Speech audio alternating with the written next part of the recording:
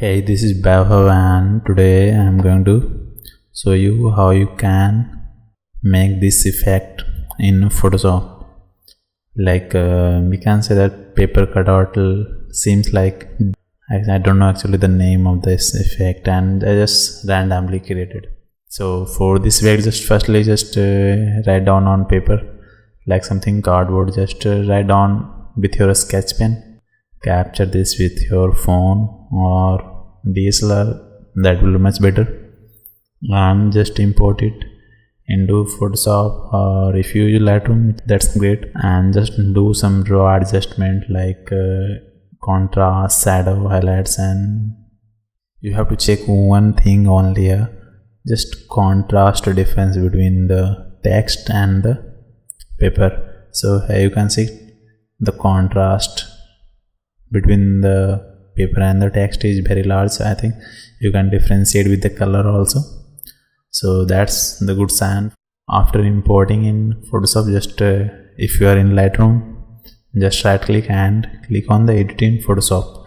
After that it will be like me as in Photoshop opened as, and in Photoshop just go to channels, which is side by the layers. Just go to channels and you can see here it's multiple channel, red, blue, green and RGB.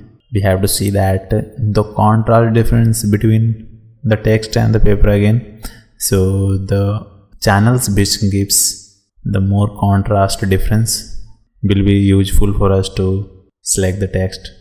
So in the channel here you can see green, blue and red.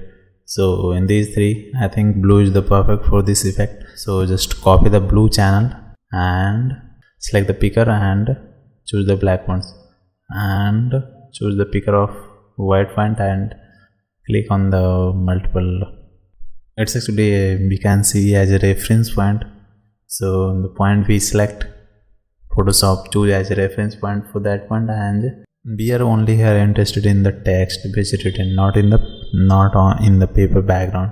So just the more the blacker, better selection will be.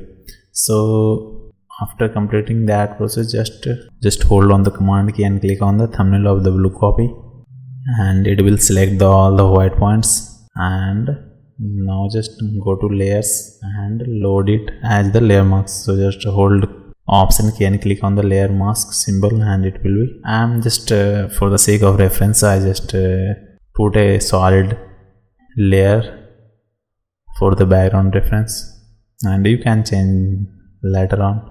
Select the layer mask, hold the Option key and click on the thumbnail of the layer mask. It will open the layer mask and do some cleanup, like with the help of brush tool, just do some cleanup. You can see the paper is not actually black, it should be black totally. So for I'm actually here you can see I'm using here you can see overlay blending option, overlay, not the layer blending option, just blending option for the brush tool only, and select the black. It converts the black point to pure black and white point to pure white, so it will not affect our whole selection. And I'm going to fast forward this because we will take some time. I will take some time to do more precise. You can do as like that. Now I think it's cleanup actually done for the, and some later you can just use pen path to just more cleaning, decreasing the saturation and increasing the lightness. So saturation all the way down and lightness all the way up. Layer effect here. So for layer effect you can do multiple things like emboss, bevel and emboss, and texture things like that. You can see here I'm just you can see multiple effect which you like the most, you can do here, but I am going here for a specific effect, so you can just use that in the same manner. So actually here you can see I'm applied the whole effect, only the contour I am using, and in boa and in bevel and emboss, you can just put the similar settings in your Photoshop. It will do the same job. So in the style, just select the pillow emboss. In the technique, just select the smooth and depth.